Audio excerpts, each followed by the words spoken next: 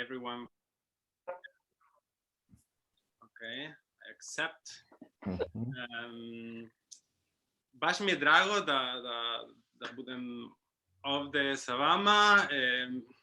Žao mi je da ne mogu na srpskom da pričam i neću moći da razumem šta ćete vi da kažete kasnije. I was looking at the abstracts and several of them discussed the dictionary and they all seemed really interesting, so I'm really sorry I won't be able to.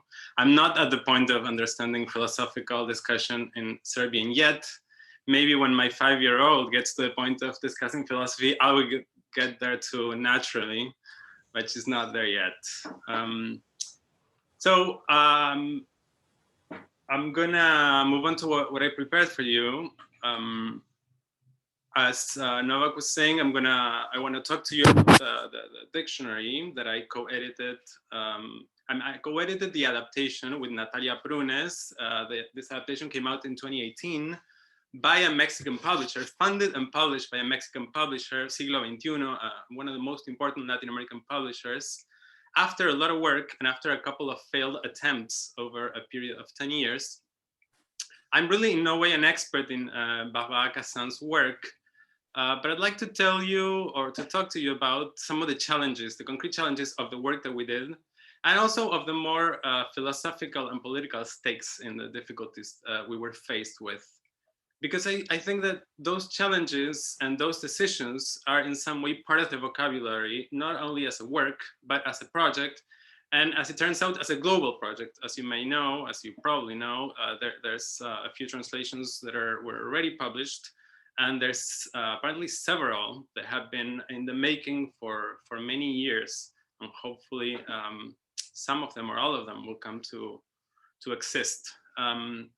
So a project, the dictionary is a project that insofar as it has a certain amount of philosophical, linguistic, and political problems inscribed in it, demands those involved in its translation, and perhaps those just reading it in any of its versions, to pose some of those problems again and to find new answers, answers that need to be highly contextualized answers. I think that's one of the interesting things. So if I may say it with inverting Baudelaire's dictum, it may well be that one of the vocabulary's great spells is how it seeks out to find the ephemeral, the fugitive, and the contingent in what is apparently eternal and immutable. I don't know if you've seen the dictionary. I can't show it to you because I don't own a physical copy of the original one. My PDF file has 1,500 pages. It came out in 2004 after more than 10 years of work. And it was directed by Kasen, as you know, and a scientific committee of 10 scholars, and features more than 150 contributors, most of them French, in very diverse fields and languages, ancient and modern, from theology to aesthetics, and from Latin or Arabic to Russian and German. Now you can find most traditional philosophical concepts in it, like logos or mimesis, modern ones like aesthetics or pleasure, and very contemporary ones like gender or happening. The entries tend to follow the history and successive reappropriations of words and concepts over several centuries, often many centuries in some cases, and customarily cite and quote any number of authors who write in different languages. So let me start from a very basic problem in the translation process. As you know, the serious scholarly way of translating something like this would be not to retranslate the quotes from French. No, let's say not to retranslate a French translator of Plato's, but to find an authoritative Spanish translation of Plato and quote that instead. That's often challenging and time-consuming in itself, and translators are most often not philosophers, so they don't know what the banquet's most respected translation is. Plus, quotes often come from text in languages that the translators from French don't know, Greek, Russian, Arabic, etc. No? So besides a group of translators, a group of specialized readers was necessary. A group of scholars in charge of revising the translations to ensure that the translations used and the terms chosen followed contemporary scholarly consensus. around certain authors or philosophies. The additional problem is that the original French entries often refer to, let's say, an 18th century French translation of Plato, and may discuss subtle variations in earlier or later translations. And often the choices and nuances analyzed by the French entries are not present in the Spanish translations that exist very often. No? So the only option left you have there is to retranslate directly from French. No? So retranslate from 18th century French, a quote translated from Plato's original Greek, trying to maintain in your Spanish the nuances achieved by the 18th century French translator. If you're the right person for the job, as you're trying to render the nuances of 18th century French as it was grappling with Greek inflections into readable contemporary Spanish, you are having the time of your life. But even then, it's hard not to ask yourself to what extent this is interesting to the Spanish-speaking reader of the vocabulary. No?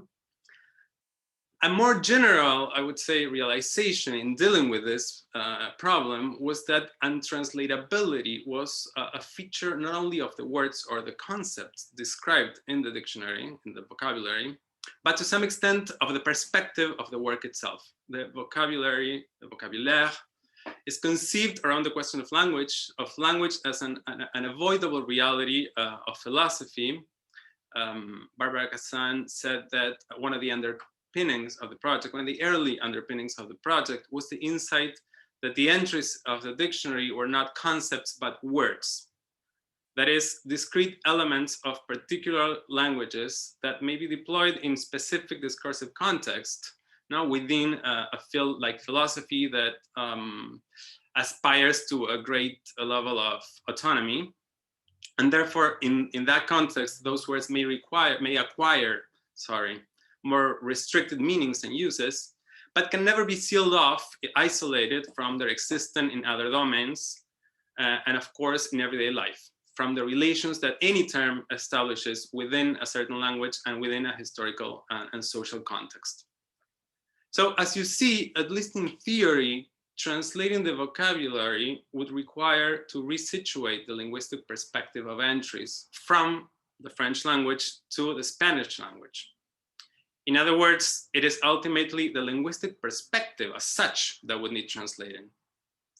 In that sense, it's not surprising that the vocabulary has become a global project, and each of the new translations, as you know, has commissioned new materials and to some extent has tried to adapt the entries to a new audience. In fact, I think what you're often faced with, it's not really some essential difficulty in translation as such, but instead a problem that is the result of A, limited resources, and B, private property.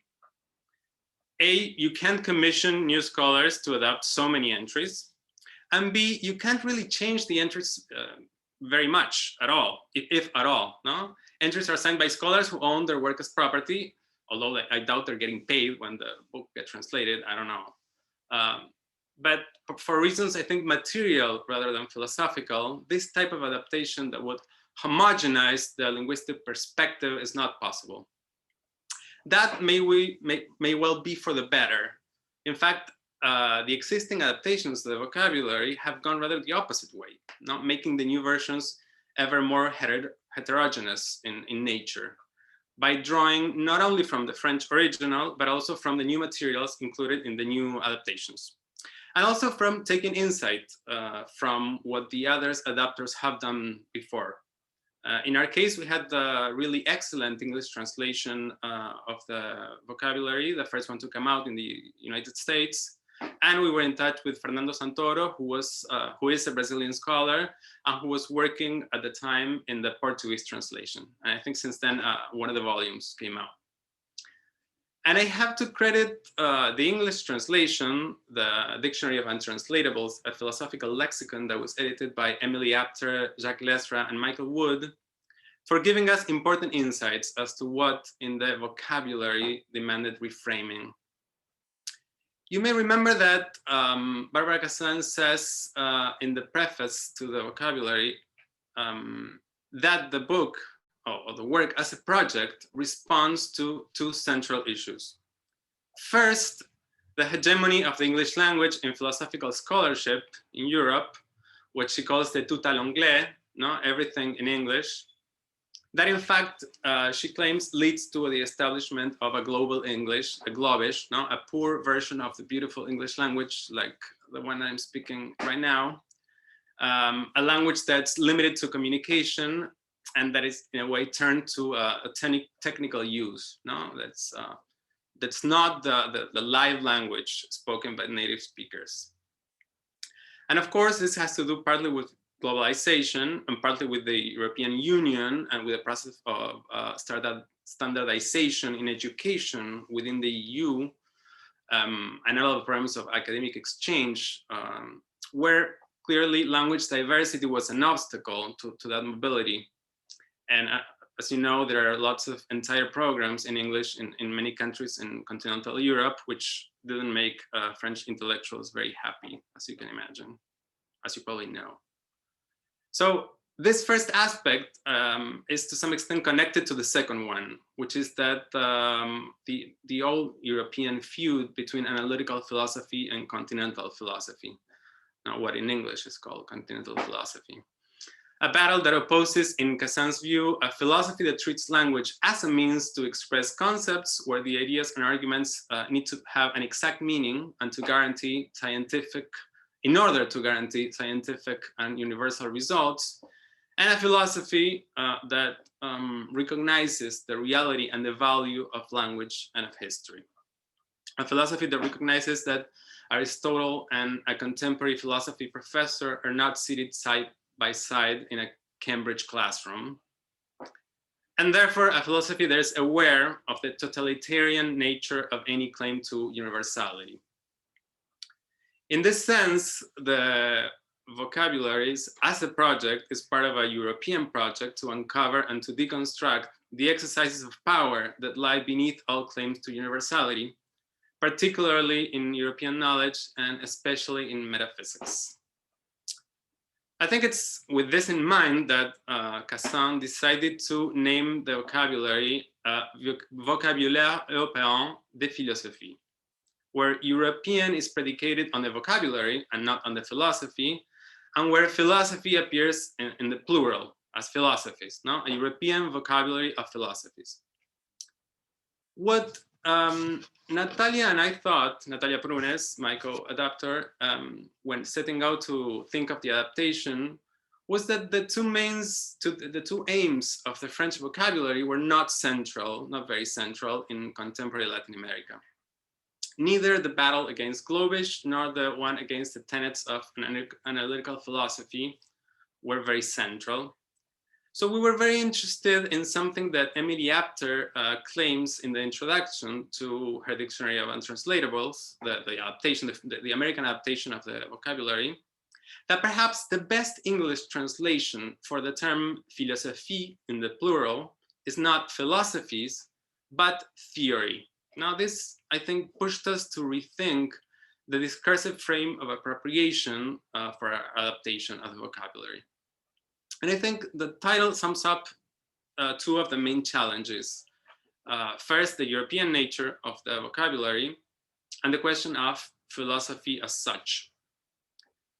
And of course, we had to think of ways to adapt the book with the limited resources that we had in terms of time and of money, and within the limits of the private property of texts and ideas. So, sorry.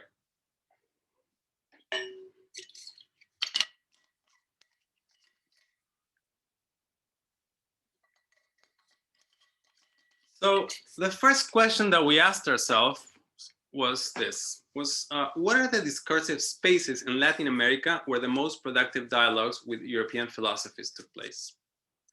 In other words, where are the institutional spaces and discursive genres where its main problems of European philosophies reappeared in Latin America?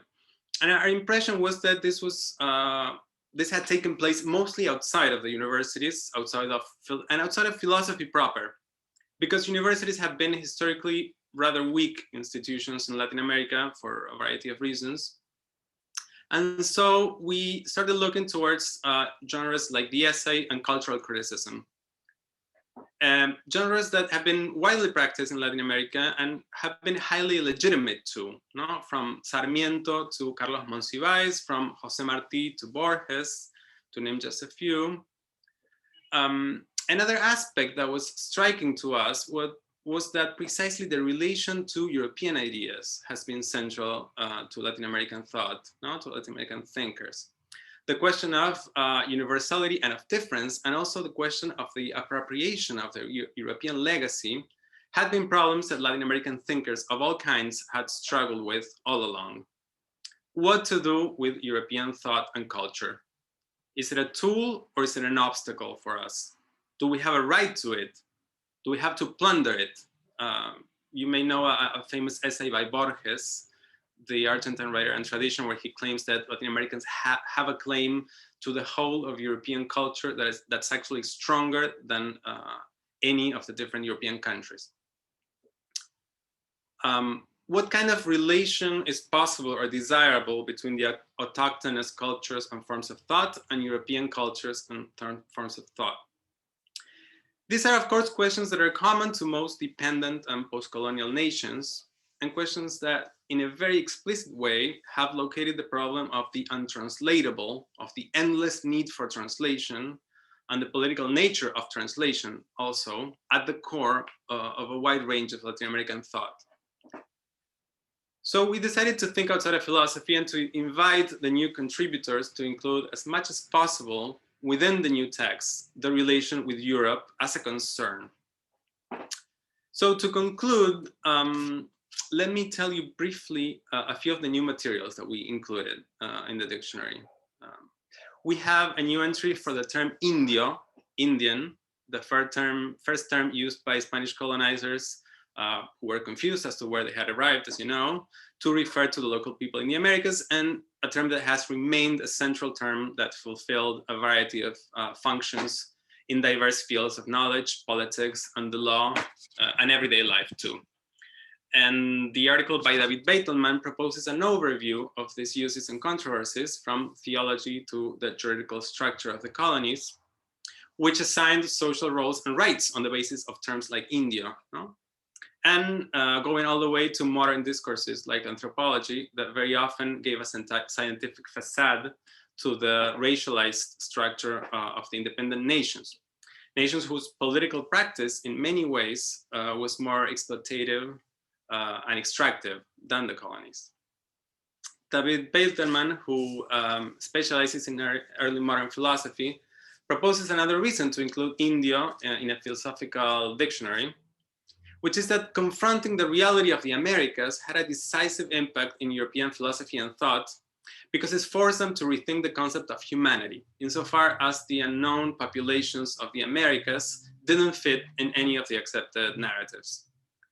So as travelers kept coming back to Europe with first-hand narratives about what they had seen in the Americas, Europeans were also forced to grapple with the relation between experience and authority.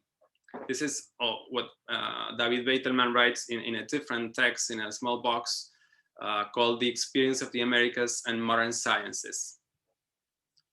Another new entry along somewhat similar lines is mestizaje or miscegenation, a term for the intermixing of races that's been enormously important in modern Latin American political thought. But the entry that Luciana Cadalla wrote, she's a political philosopher, situates mestizaje within a constellation of terms that have been deployed to discuss race in the Americas and often to discuss heterogeneity more generally. Terms like transculturation, hybridity, or abigarramiento, a term that's usually translated as motley, but also refers to heterogeneity. And Luciana Cadalla's entries is an overview of the historical and political nuances among these terms. Terms that have often tried to describe the anomaly of the reality of the Americas.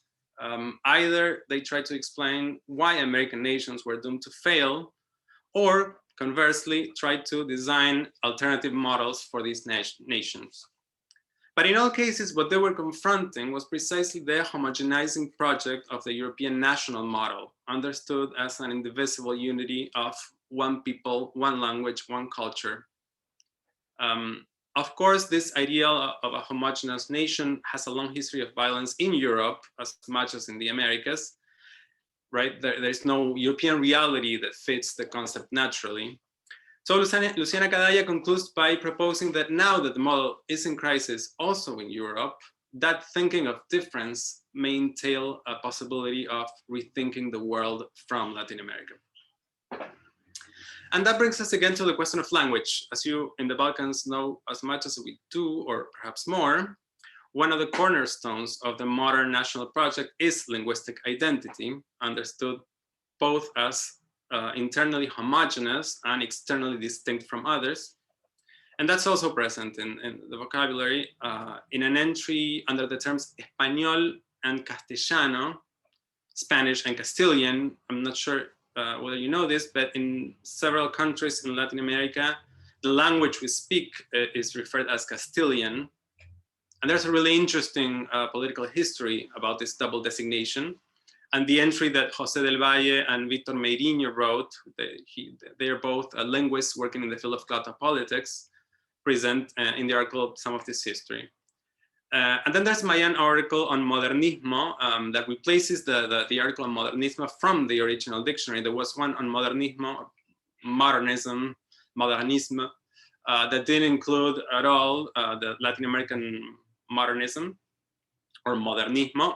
And what I do in my entry is to compare the conceptual history of these two terms, modernismo, modernism, to show how they have been terms that were incomparable for many, many decades, understood as terms too different to warrant any comparison. And in the past few decades, there's been a very common attempt to think of them together and to think of global modernisms as such, no? Bringing together different forms of modernism. And I try to understand what the conditions of translatability, untranslatability were that pushed scholars not to think of them together and that brought them together in the past few decades.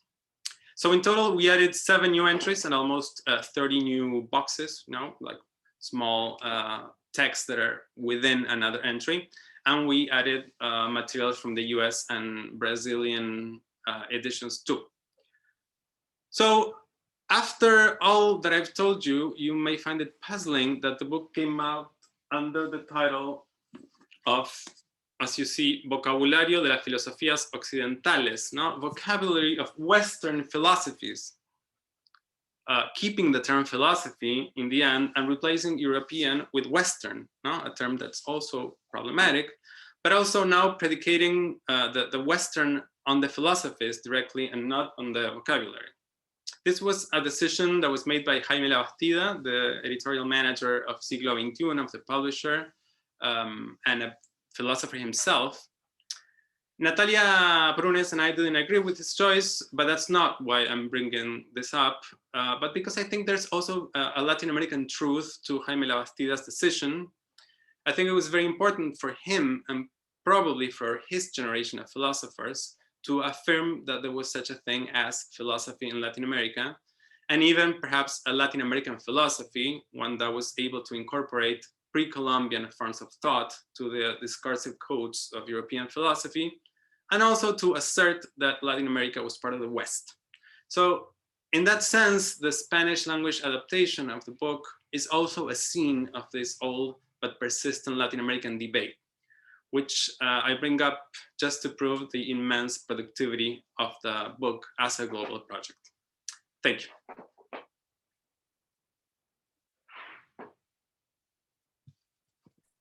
Thank you, Guido. It was very interesting. It was very interesting exposition. I have a couple of questions for you now, but before that, I would like to give my colleagues a chance to ask you something first. So if anyone had desire to ask Guido something, please raise your hand. Okay, maybe I will start first. So, Ima Zoran je hteo. Zorane, oprosti, molim te. Ajde, Zorane, izvini, molim te, nisam te vidio. Prostite. Zorane, samo se mikrofon uključite.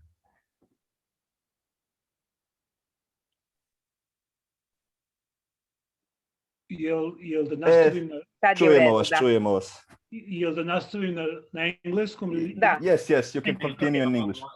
Okay, I don't have any critical comment as such. I'm just first of all, I want to say I'm really impressed by the Spanish language project in South America. But my technical questions are the following.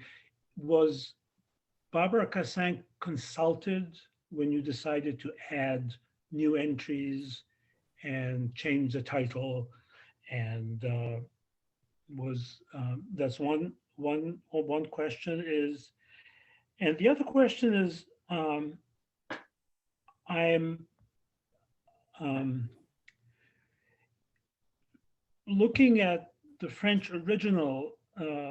I was really intrigued by the fact that Barbaре does not, how shall I say, present or couch what we know as the dichotomy, or whatever you want to call it, cleavage, so between so-called continental philosophy, which in my personal opinion is a misnomer, but that's okay, that's a terminological issue, and Anglo-Saxon analytic philosophy. It's not, unless I'm reading her book, unless I've read her book too superficially, I don't think it's a huge issue for her personally. And I don't know Barbaре personally, but I've listened to her videos and YouTube, and I've read some of her books. You know, I don't think that's the main thrust. That's her main concern. And so, in addition to the first technical question, my other question will be: is the how shall I say, the emphasis? Is there more of an emphasis on this dichotomy in the Latin American version of Barbare's book? Thank you, Zorane. Mm-hmm. Should I answer directly? Yes. Okay, so the Barbaре, as I was saying, the process, what I said at the beginning, it was a very long process that involved a lot of people. I came in at the very end, and I was not discussing with her directly, and we were not consulting the entries themselves. But I'm sure the title of the book got discussed between Jaime and Barbaре. And in fact, in the new preface to the Spanish edition that Barbare wrote, she talks about the new title. Okay. So she was well aware. I don't know what she actually thought about it, but she seems to think that it's okay according to she has a kind of a tricky phrase in there that made me think that maybe she was not entirely convinced. Okay. I don't know. I cannot tell you. But I can tell you that we were informing her and asking for her opinions now and then, but she was not involved in the decision-making process of the new entries. As to the second question, no, what I was precisely saying that this seemed to be a concern in the preface to the French edition of the book. She talks about these two issues, no, the English and the type of understanding of language and history and the social, let's say, more generally in these two philosophies. That's probably, I wouldn't say I think you're right, that's not a main concern in the dictionary itself. What I think happens in a dictionary that's so, I mean, it's 1,500 pages by 150 contributors. So there are lots of different intellectual agendas, if you will, that have to do with smaller, more specific things, and some of them more general, generational things, and also country specific, because most of them are French. So I think it would be hard to say now what the stakes are exactly in the text themselves. And there's a variety of things, and also there's a variety of positionings in the text themselves. But no, we weren't interested very much in this debate. We didn't feel it was very central in Latin America to grant, no, having this in mind while adapting the dictionary. I think that's a short answer. Thank you, Guido. Thank you, Zoran, for questions. Now, Alexandra would like to ask you something. Alexandra, please. Yes, I was interested, but one sentence you said that Globish is not one of essential problems in Latin America. So my question is, in which way it is not essential? As I do understand that writing in Spanish is something completely different than writing in Serbian, for instance, and that you have a powerful language behind you. But given the situation of Globish, of English as how do you explain that you are not interested?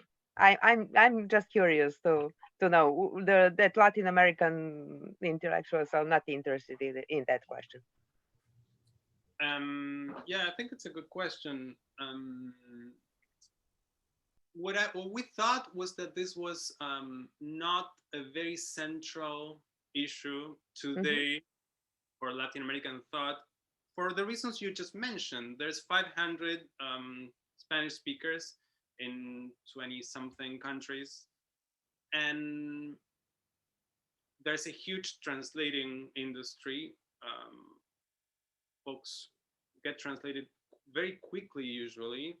People, of course, often read English, but they don't, I mean, even scholars, even good scholars, very often don't speak good English. Very often. Like top scholars. This is very, very common. They read it, and they can read it, and they're aware of what's happening for sure. And they're very connected too, but they don't attend often conferences in English. Yes, it's not the tout à l'anglais at all. I don't get that feeling at all. So in that sense, we thought that it was not a central battle right now for us. It may become one, no? But I think it's... Or maybe not. Sorry? Or maybe not. Or maybe not. Maybe the tout à l'espagnol will become a problem for everyone else. Espanolish.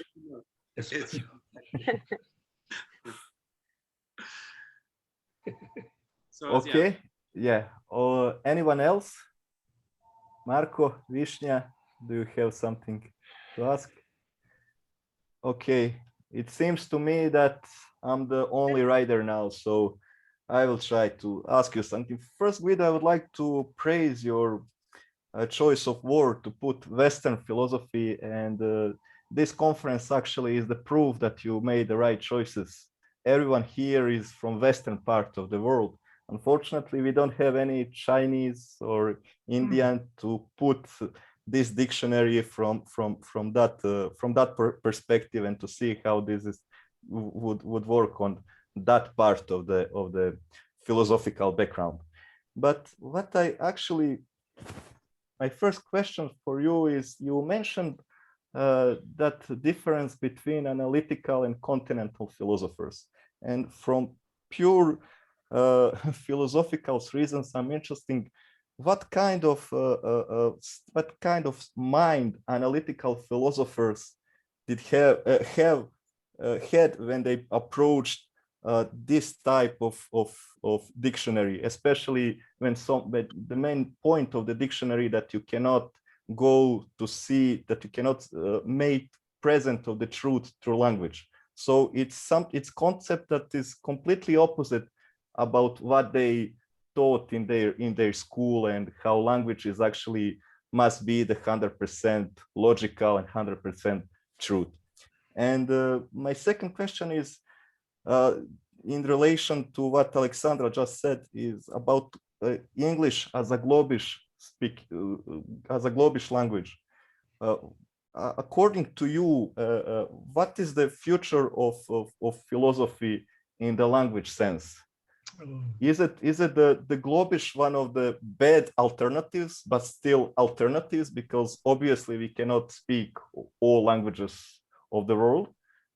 but what do you think, especially when you have those great experience of translating this this kind of project, I can freely say. So that's my two questions for you. The first one, I'm not sure exactly I understood. You're wondering what analytical philosophers, how they approach to think about those kind of terms, and the main logic behind the dictionary, that you cannot go to see, you cannot make truth present, you know. Honestly, I don't know enough about analytical philosophy in general, and I haven't seen very many analytical philosophers approaching the dictionary to give you any sort of answer, I don't think.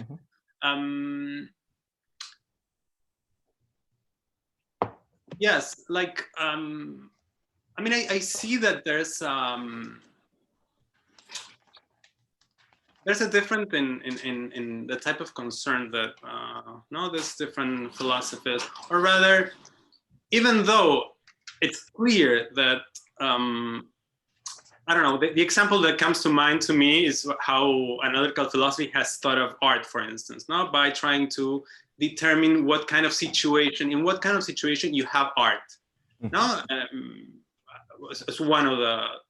And that's clearly, the question is how you define situation, for instance, no? Or what is context for language, for concepts to arise, in what, no? How do you find, how you think, how you go about constructing the analytical space for the concept, I think. No, and that's where you see very wide differences, in the sense that they're trying to think of art as something that can be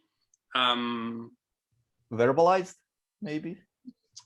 That can be a type of experience that can be actually defined, if you will. No, that you need to get to a point where you have where art occurs, when and how art occurs. No? And I think that for other philosophers and for cultural theorists, or this is not a very interesting question, in the sense that you're more interested in seeing how widely used and how it varies and how art gets deployed as a way to do things, no? So I'm not sure how they relate to this as a project. Did you know some analytical philosopher or researcher that approached you in, or that was part of the team who was specifically asked to describe one of the terms? Not this one, no. I don't think so. Okay, no. Okay. I think it will be interesting to ask them. And my second question is about future of philosophy language-wise. Right. Well, I think that's a very interesting question, and I don't have a good answer. I would throw back the question to you guys. Let's say, every time a certain use of a language is proposed, presented as more authentic, more rich, more productive than others, I feel uncomfortable. So in this sense, I wonder to what extent, in the same way that Latin became a language that got appropriated and transformed and deformed by whoever was trying to use it in a certain context, like, I wonder to what extent this is what we're going to see happening. I mean, it's clear that the dominance of English is related to political, economic dominance. So it's related to that. And in that sense, I see all the reason to oppose it, let's say, or to challenge that. But I'm not so sure that that we should be so worried about the uses of English, or we should think of those uses of English as impoverishing. No, even though I see that difference, I myself feel different when I speak English or Serbian, for that matter, and Spanish, of course, and this is the case for everyone. But in a way, no, the other languages also start to surface, no, in a language that you don't really entirely, and to what extent you actually feel one with your own language, no, a very Derridian question too, no, that I think would be resonate with resonates with Barbara for sure. Another question that I have in relation to this, in direct to the question of concepts and terms in philosophy, is to what extent what we're seeing in the dictionary is a problem that's inherent in communication generally, in the circulation, like art circulation of anything implies reappropriations and transformations, no? And this happens anyway, no? It's a generalized process that is a very productive process, no? And why would we think that this is not gonna happen with English as a global language, let's say? Like I understand a very contextualized problem for French scholars following the Bologna Treaty, etc. And I would support what they were fearing, and they were this battle that they had. But I'm not sure I would pose this in very general philosophical terms. No, I wouldn't worry in those terms. Yes, I understand you completely, and I don't know. For me, I see the Barbaре Kасен work as one general threat to the philosophy as something that philosophy cherished from the beginning. One kind of very strict metaphysical dealing with the things, with the beings, with the spirit. And now you actually see that through this dictionary, you actually see that you have basic problem of understanding each other, not only, let alone speaking about spirit, nation, economy, etc. So I don't know how all this will end. And to my mind, the only way, not good one, but one of the ways to resolve it is to just produce some kind of gibberish semi-English, when you can just point those terms and say, okay, let's agree about some minimal meanings for those terms, and no one can dispute it, and let's start from this. Because right now we have mess, and that's first thing I have experienced when I approach to this dictionary and to Barbaре Kасен work as a whole. So it will be interesting times in front of us, I think. Right. In that sense, not that different from the times behind us, I would say. No, this is the constant effort. Reinvention, and yes. Right, and many French political philosophers have tried to think about politics now with terms like misunderstanding, or defined in a more specific way, but that has also become a framework to think about disagreement. I think disagreement is a term that Rancière uses, no? So in a way, this is the nature of society. No, it's not that different, I think. Is it maybe indicative that in English translation you don't have those European, you have dictionary of untranslatables? So is it indicative that language, just because of rid of that European, have tendencies actually to adopt all of European and implying non-European philosophy?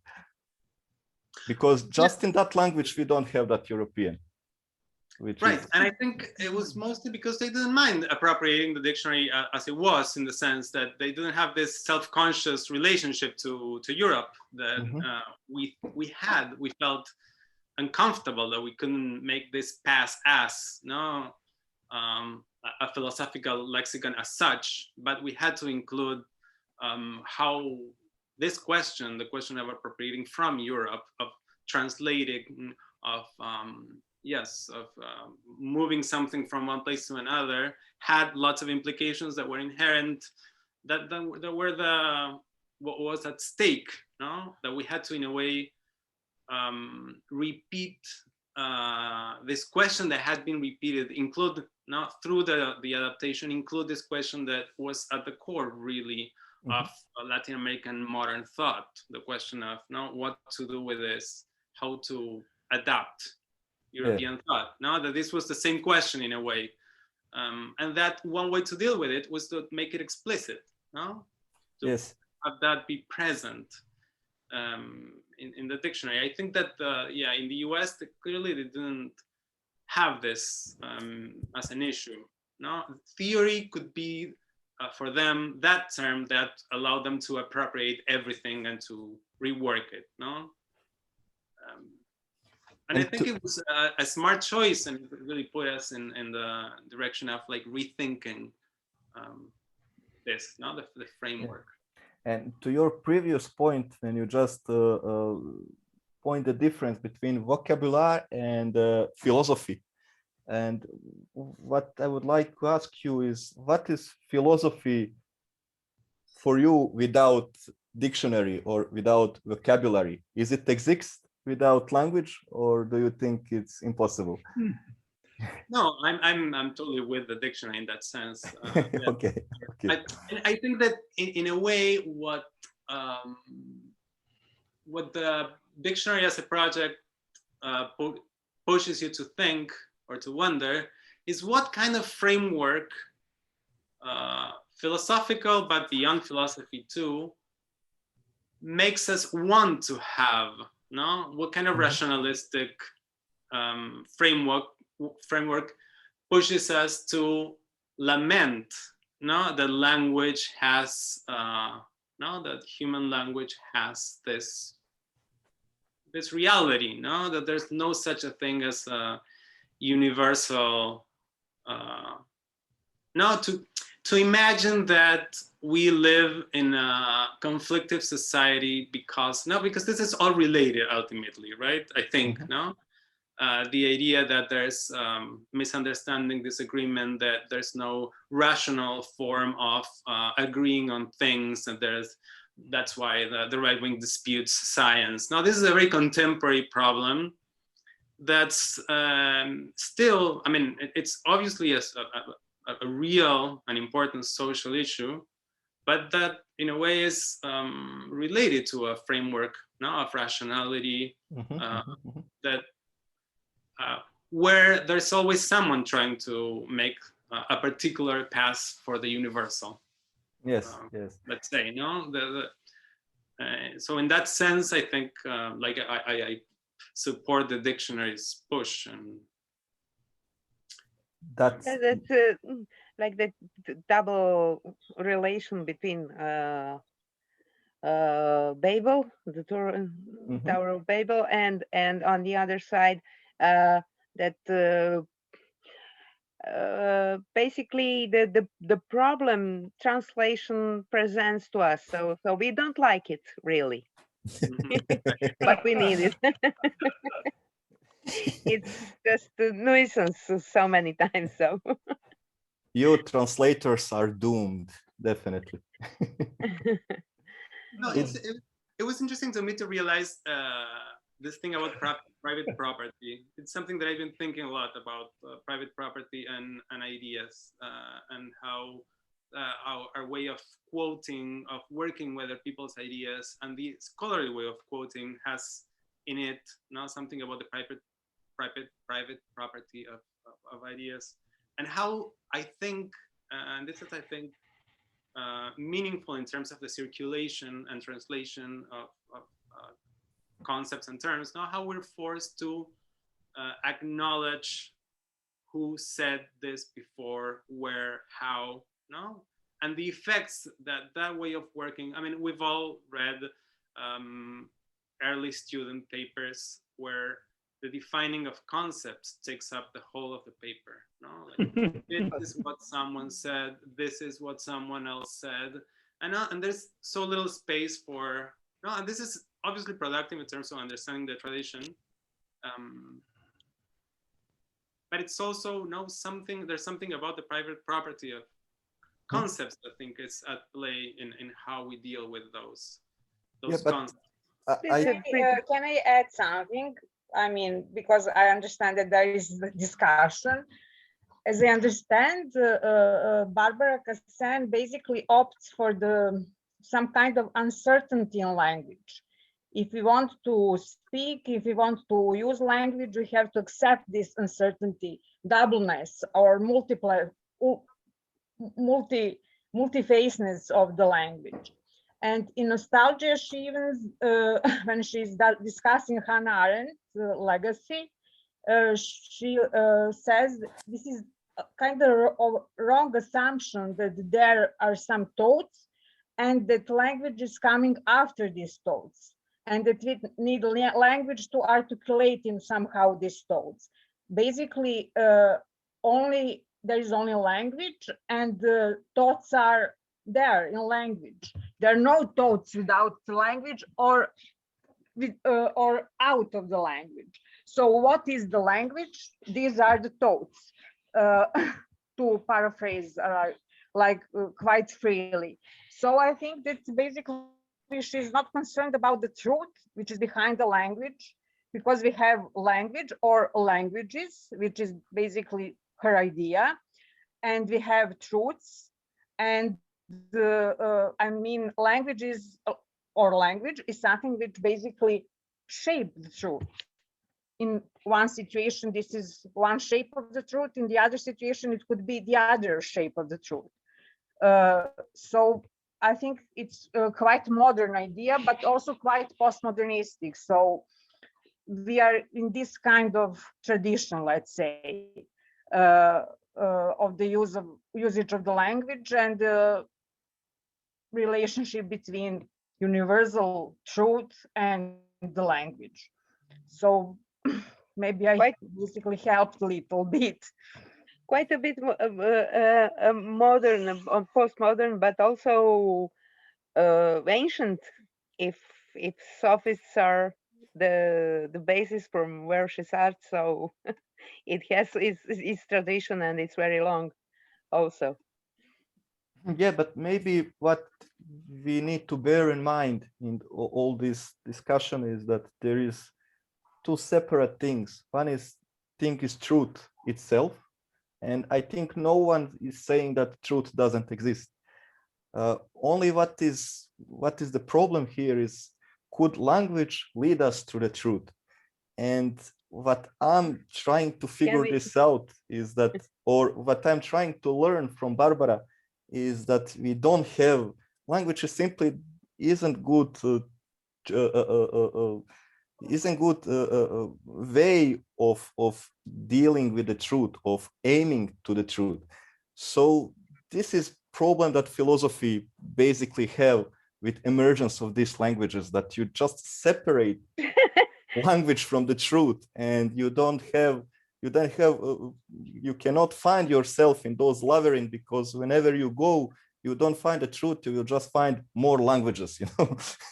So the problem is how go out from this labyrinth. No, you cannot go out. How can you go out? No. I just want to say it's quite opposite. I mean, she's asking whether we can believe in the truth which exists outside of the language. So the truth is not the good mode to think about languages. We should start with languages, and then after we can discuss the truth. Yeah, so because the language is a kind of material, and we are made of language, so our truths are made of languages. I think this is her approach. I don't say that this is a universal approach, or that we all should accept it, but I think that Barbara's approach is something which basically do not start from the truth. It starts from the language or languages, and it's also ancient, also not only postmodernistic. Maybe the right question is, how many truth language can convey? I give up. Okay. Whether truth is the thing to seek, to go for, no.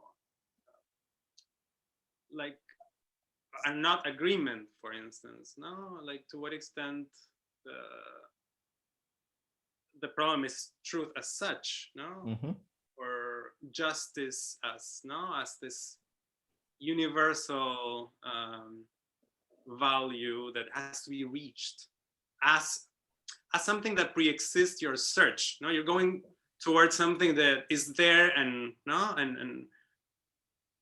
in that sense, perhaps going from language, no, it's a way to think that you're not going anywhere. That's it's not a place that exists before your search. Mhm. No, that is more of an agreement of more than truth or justice or any of these terms that imply a pre-existing reality.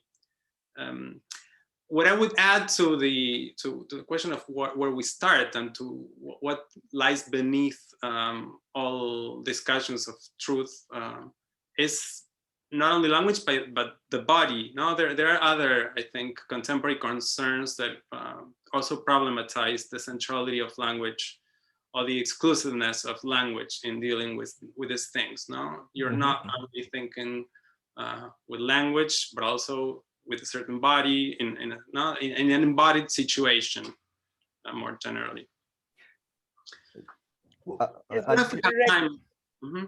Reality as a regulatory principle, as Barbaре Kасsen would say.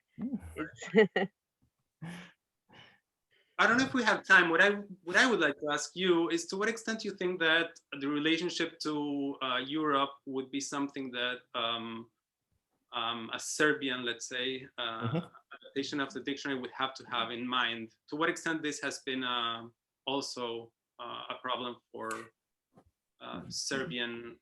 Maybe is Alexandra most suitable to answer this question, but I will, from my experience, I just know that reading theoretical literature in Serbia just puzzle me, because you don't have one type of way translating one type of terms. So in one translation, you find the two ways of dealing with one term translated from French or from English.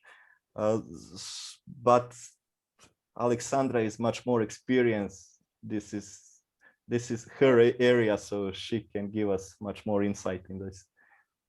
No, I was thinking all the time while I was reading Barbara's texts and the dictionary vocabulaire itself. I was thinking about how interesting and important and useful it would be to translate it, and how much of a work and as an enormous number of people it would need to be accomplished, and it would be a complicated job, but that I think it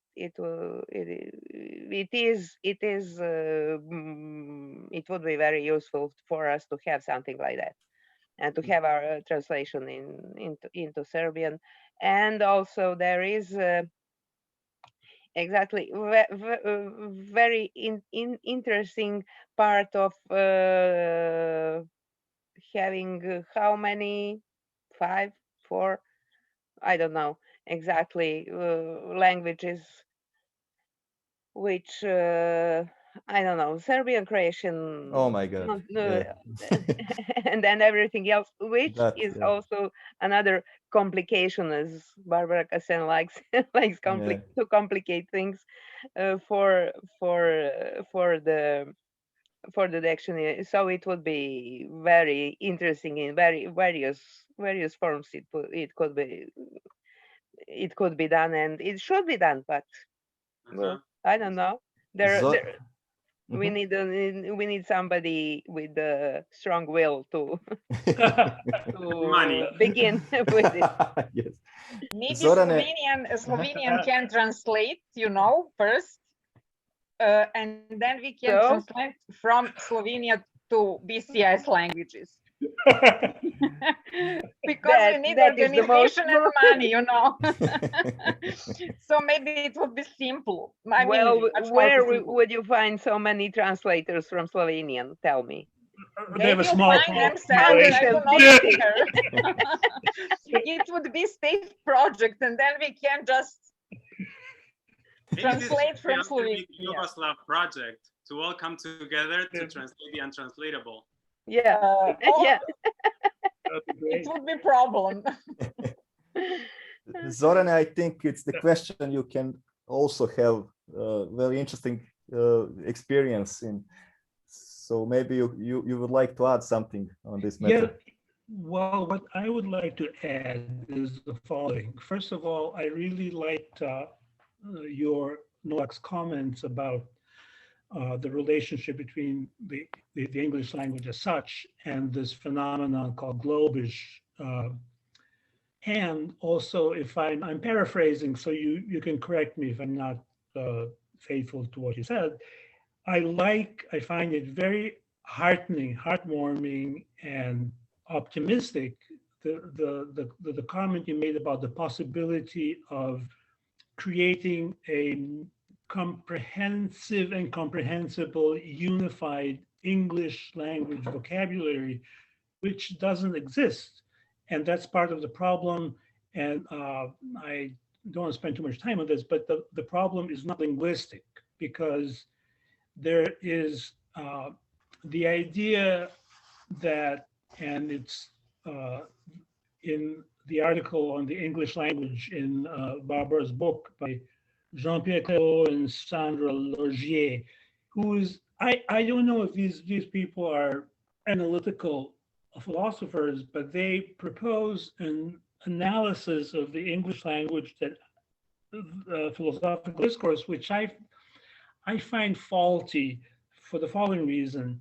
They're saying things like, well, it's in the nature of the English language to favor or encourage a certain, this is hard to pronounce, desubstantialization, because of the very powerful grammatical role of the gerund in English, words ending in ing, for example, thinking instead of thought, and so on. So they're saying this is this kind of generic, natural, essential feature of the English language encourages people to philosophize in a certain manner. That may be the case in some cases, but the reality is, and this is a little aside footnote, perhaps a nudge in favor of the possibility of universalism in philosophy, there are no obstacles to philosophizing in a continental way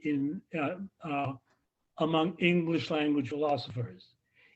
I think it's a historical coincidence that that we observe the dominance of the Anglo-Saxon positivistic analytic paradigm, which is, not a bad thing in itself, but it's a phenomenon.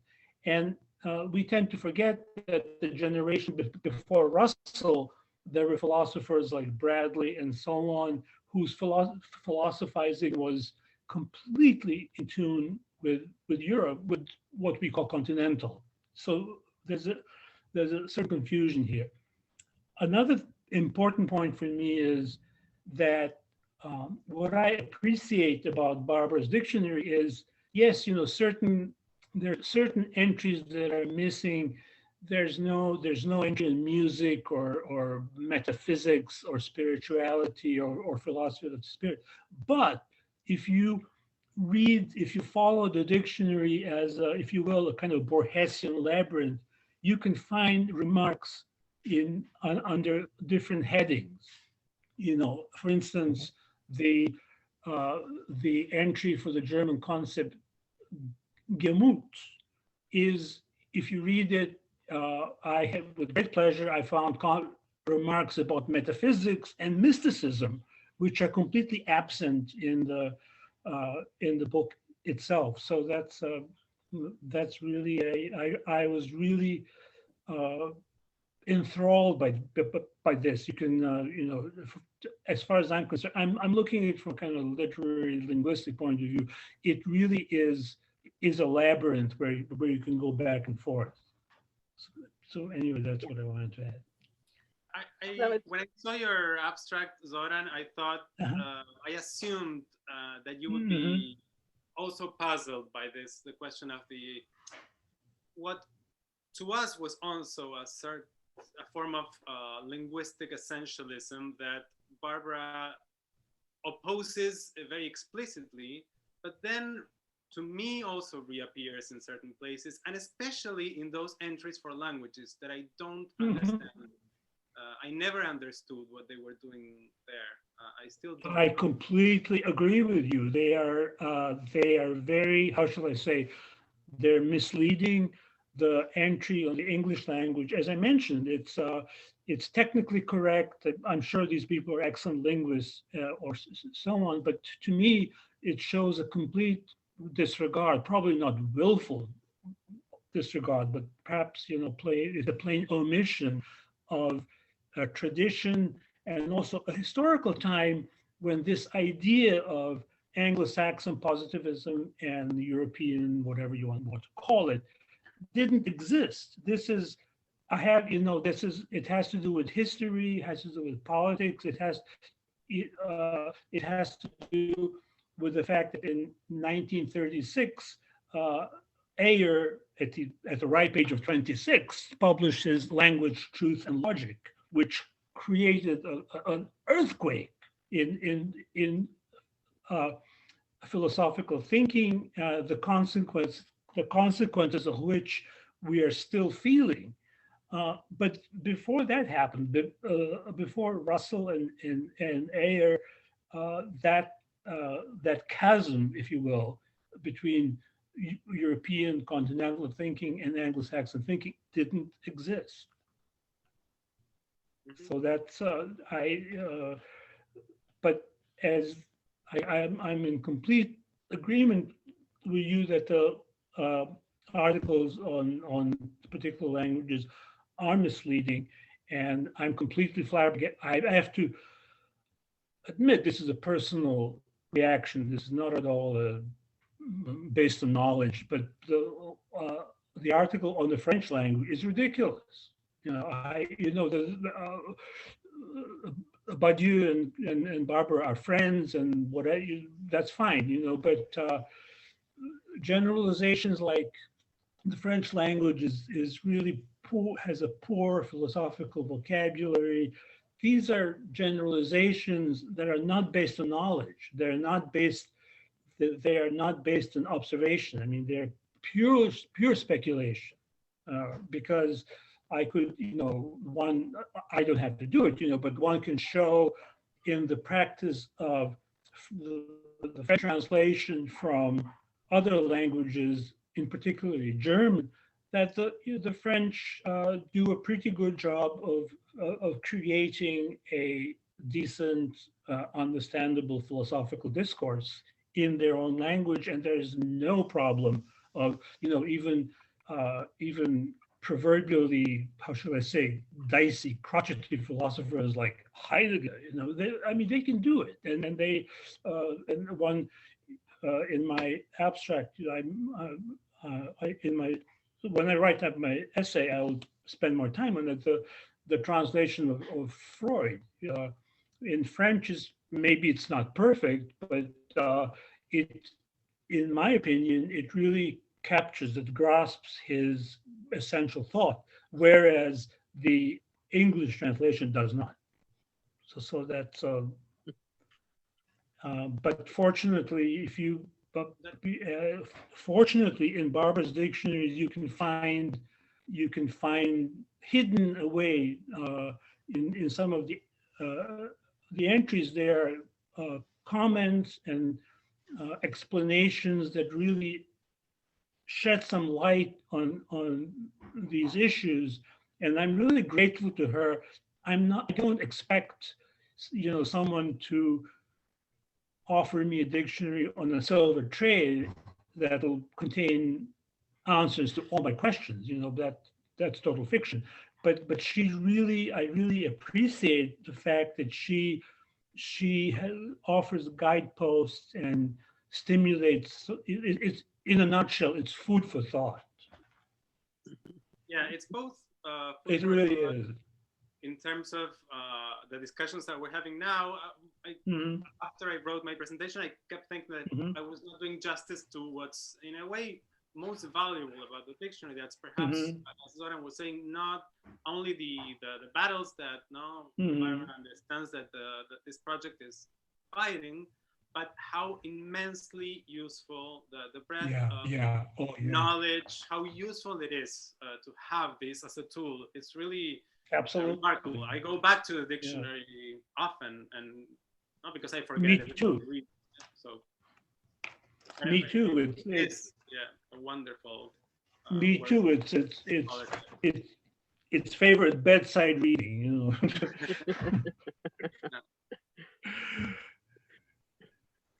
So yeah. Något mikrofon. Mikrofon till isključen. Thank you, Zoran. Thank you, Guido. Very insightful thoughts, and we could start. We could go on for a days on this. Yes, we can.